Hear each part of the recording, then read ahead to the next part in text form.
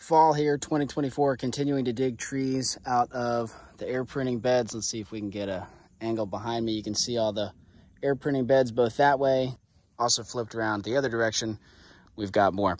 So I want to talk about a nuance, a complication when it comes to digging trees out of these beds. Most of the time when the trees are dormant, and especially if the soil is nice and hydrated and you don't want it to be dry, if the soil is hydrated, the roots will tease apart very easily. I've got videos on this you can check out. I'm going to make some more videos as I get into more of these beds throughout the season, but this one bed in particular is a little bit challenging.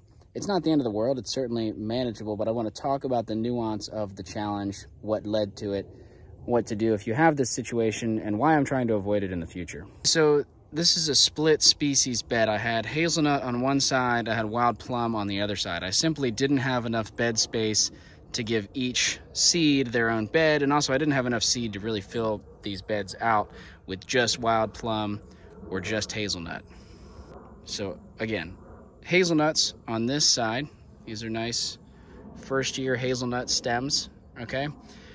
Wild plum on this side. They've got this nice pretty fall color. They're beautiful, beautiful plums. There's two things that are happening. So first of all, only 2 of the plums germinated. There was about 100 or so seed in here. 2 of them germinated.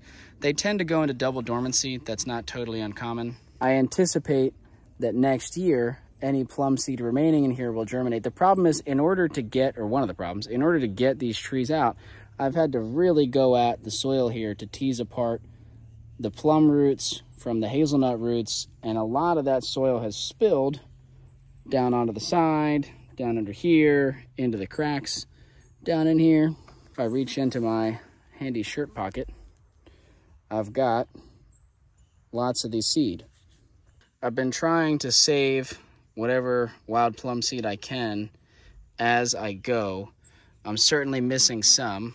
And so in an ideal world, these trees would have been a little bit smaller, easier to dig. Their root mass, because there's no other trees that grew here and on the other side, their root mass has taken up the entirety of this half of the bed. And so the first problem I'm struggling with is I'm actually, in removing these trees, I have to disturb so much of this topsoil that any of the seed in here are at a high risk for getting buried down deep where they won't be able to germinate and grow. So I'm plucking out what I can. I've certainly lost some seed. I'm saving a good amount. These seed are probably still viable, probably double dormancy, and they'll germinate in the spring. So I've got these trees in a state like this. The roots are exposed to air.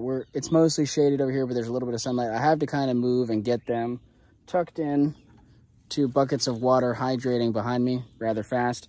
I do want to make a few brief notes on the double dormancy thing. I'm still playing with the whole double dormancy in stone fruit situation. It seems that if the seed dry out, they're more likely to go into that double dormancy. They don't have to. There are times when they germinate, that first spring following when the fruit dropped the previous year. I've even had some that sprout in storage as early as December. They were in storage in the fridge, and I've had some wild plum seeds germinate. So I'm still kind of figuring out what this tree wants, how the seed behave. What I'm really moving towards is and I got this recommendation from Akiva over at Twisted Tree Farm. You should check him out if you don't know him. Akiva, what he does with all of his stone fruit is he plants them out as soon as the fruit drops. The fruit will ripen sometime in summer. Take the fruit, take the seeds out, keep them moist, don't let them dry out, and immediately plant them into an air pruning bed. Just get them into the soil immediately. That way they have a moist, warm stratification for a few months after the fruit drops, and then they go right into a cold stratification after that. They're moist the whole time. That's how he likes to do it. That's what I'm trying to move towards. Okay, so now the next problem in this bed. This has been the most difficult bed to get the trees out of that I have possibly ever experienced. And it's not, I don't want to be dramatic. It's not, it's taken me twice as long as a normal bed, but I'm getting it done. It's not impossible. It's not the end of the world. Don't take this as a complaining video. I want to talk about the nuance. We have 2 different species that are both shallow rooted. They don't make tap roots. And so instead of wanting to go down, they actually want to go sideways. And so their roots are very, very tangled up. Each one of these long roots here, we've got 1, 2, 3, 4. There's more down here you can't see. They were all the way in here underneath and woven in between the hazelnuts. And so I had to gently tweeze them out, tease them out, pull them, I was lifting from all sides. It's a situation where if I had a tripod or someone to help with the camera, it would have been good to show all the different angles you just have to go really slow. You know, I use this flat shovel over here to go straight down like this, pry up a little bit like that, and then I just massage the soil, shaking a lot of it out, and then I'll grab one root at a time and try to just pull it, tease it out from where it was tucked in without breaking them. You just want to, if you feel a lot of resistance, don't pull. That's the main thing. You want to only pull where you have a give. And if you have a root like this and it's all the way deep in here, you don't want to just yank it here. You want to try to get in and grab the whole root and pull straight away from the direction the root was going. If the root's in here and you pull like that, you're going to snap the root. If you pull like this, you have a better chance of saving it. All right, so finally got them all teased apart, and you can just see on this wild plum the sheer size of the root mass, and you can imagine how difficult that would have been to get untangled. Here are all of the plum seeds that I dug up. I think these will still be viable, so I'll plant those somewhere else. And then this other one here that I'm still teasing the last little bits of soil out of. These are obviously way too big. Here's another seed right here. Way too big to ship. These are either going to be sold locally, or actually I'm thinking I'm probably going to plant these here myself somewhere out in the landscape. And then all of the hazelnuts are here in this bucket, all soaking and hydrating before I get these healed in. All of the hazelnuts. So like I said, this took me definitely twice as long as a normal bed would of this size. Let me just get this guy tucked all the way in here. And I got to get these roots hydrated pretty quick, but yeah, definitely doable. Anyway, not ideal to have more than one type of shallow rooted tree in an air pruning bed in my experience. Not ideal to have one side that has a bunch of seedlings and one side that has just two.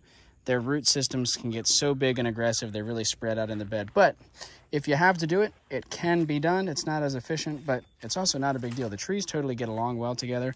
And you can see we still got a ton of really nice, high-quality trees out of this bed. You can see there's a little bit of root damage right here. I could have been more gentle with that root.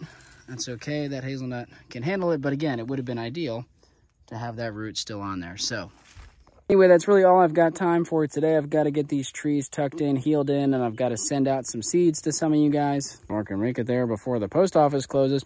But we'll do a more in-depth discussion on how to remove trees from these beds, heal them in.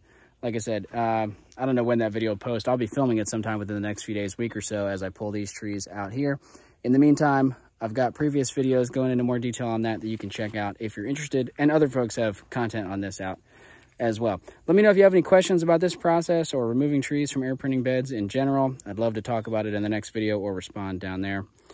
Happy growing, guys. Happy fall. Happy Samhain if you practice the Celtic New Year that just happened last night, and I'll catch you in the next one. And just to give you guys an idea of what's going on in the storage space, I'm moving in these pots right now. The fence here protects them from deer browse. And we're starting to fill up quickly with pots full of healed in trees. I've still got some potted trees, individual potted trees that I haven't distributed yet that I might hold on to until next year at this point. But managing all of the storage is also a pretty large part of what's going on right now. I'm going to expand the fence this way tomorrow so I have more room to work around and organize in here.